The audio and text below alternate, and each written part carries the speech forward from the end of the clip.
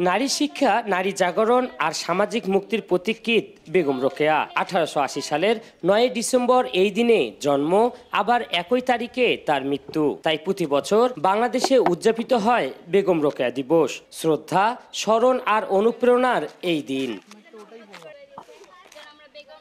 কিন্তু দুর্ভাগ্যের বিষয়, দিবসটি পালন হলেও এক দাবি বহু বছর ধরে আলোচনায়। কলকাতার সোদপুরে যেখানে বেগম রোকেয়া সমাহিত, সেখান থেকে তার দেহাবশেষ বাংলাদেশে ফিরিয়ে আনার দাবি জানিয়ে আসছে অনেকেই। তাদের মতে নারী স্বাধীনতার এই প্রতীকীতকে তার জন্মভূমিতেই রাষ্ট্রীয় সম্মানের সঙ্গে সমাহিত করা হোক। আমরা তো তাকে দেখি নাই, কিন্তু তার কবরটা আমরা দেখলেও আমাদের মনের মধ্যে একটা শান্তি জাগবে।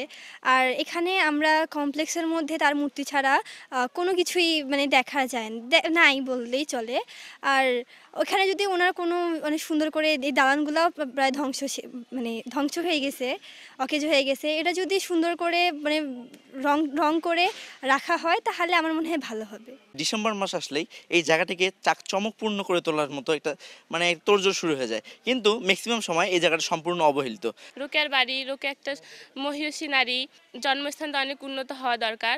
আমরা চাই এখানে স্মৃতিকেন্দ্র যেন আরও উন্নত হয়। ওনার এবং ওনার স্বামীর কবর দুজনেরই কলকাতার ভাগলপুরে। আমরা চাই যেন ওনার কবরটা এখানে পায়রাবন্দে নিয়ে আসা হয়, তার জন্মস্থান এবং মৃত্যুস্থান যেন এক জায়গাতেই হয়। বেগম রোকেয়ার বাড়িটা ভেঙে গেছে, কিন্তু সরকার চাইলেই ভালো করে দিতে পারে। ভেঙে চুরে একদম অস্তিত্বই তো নাই বাড়িটার। বিষয়টি কূটনৈতিক ও প্রশাসনিক উদ্যোগ ছাড়া সম্ভব নয়। তবে রোকেয়ার অবদানকে যথাযথ মর্যাদা দিতে হলে রোকেয়ার নামের প্রতিষ্ঠানগুলির প্রতি নজর দিতে হবে সরকারকে। এটা যতবার রোকেয়া দিবস হয় ততবারেই এই বিষয়ে আলোচনা হয় এবং যারা আসে তারা সবাই প্রতিশ্রুতি দেয় যে আমরা রোকেয়ার দেহাবশেষ নিয়ে আসার ক্ষেত্রে একটা ভূমিকা পালন করব। কিন্তু মজার বিষয় হচ্ছে যে এটা পররাষ্ট্র মন্ত্রণালয়ের বিষয়, যে বাংলাদেশের পররাষ্ট্র মন্ত্রণালয় এবং ভারতীয় পররাষ্ট্র মন্ত্রণালয়, দুই মন্ত্রণালয়ের সম্মতির প্রেক্ষিতে এটা আসবে। কিন্তু আজও বাংলাদেশের পররাষ্ট্র মন্ত্রণালয় ওই পররাষ্ট্র মন্ত্রণালয়কে চিঠি দিয়েছে তার দেহাবশেষ নিয়ে আসার ক্ষেত্রে, এমন কোনো তথ্য আমার হাতে নাই আর কি।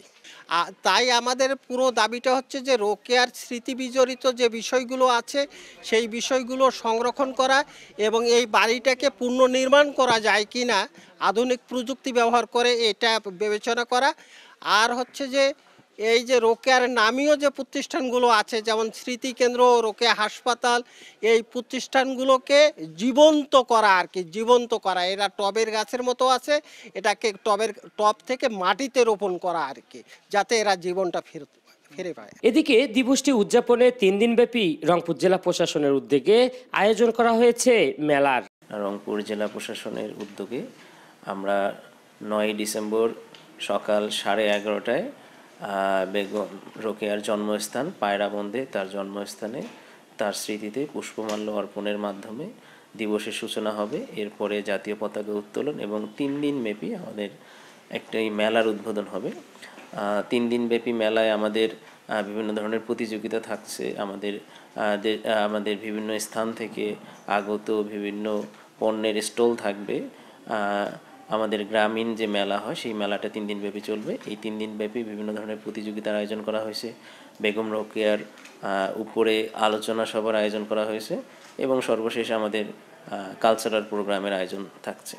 সর্বমোট এই 3 দিনব্যাপী বেগম রোকেয়ার দিবস উপলক্ষে আমাদের জেলা প্রশাসনের বিভিন্ন কর্মসূচি চালু থাকবে। নারী জাগরণের এই অগ্রদূত আজও অনুপ্রেরণার প্রতীক। তার স্মৃতি সংরক্ষণ ও যথাযথ মর্যাদা প্রদানে দেশবাসী আরও সক্রিয় উদ্যোগ প্রত্যাশা করেন। বেগম রোকেয়ার স্বপ্নের সেই সমান অধিকারের সমাজ গড়তে আমাদের সম্মিলিত প্রচেষ্টা হোক আজকের দিনের অঙ্গীকার। রংপুরের পায়রাবন থেকে সাইফুল ইসলাম মুকুল, দেশ নিউজ BD 24।